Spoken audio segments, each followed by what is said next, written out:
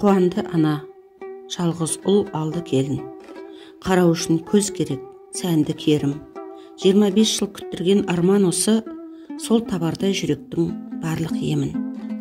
Екі жастың той думан жүрген жері, жарасады наз әні күлгендері. Қуанды ана, жалғыз ұл алды келін. Қарау үшін көз керек, сәнді керім.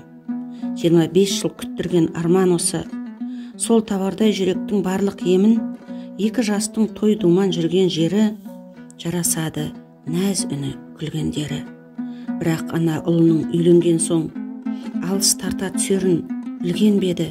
Соған айтқан бесіктен бастап әнін, тілемейтін сол жанар жасқанарын. Ойламапты бірақ та баласында, үйленген соң басқа өмір басталарын. Балалықтың есінен шығып бәрі, бұл есейді, тек ана ұмытпады.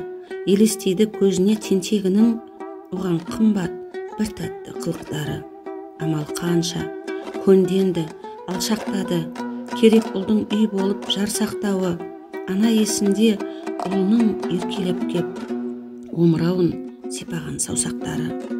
Осы еді ғой асылы ар намысы, ол ауырса шығатын жан дауысы.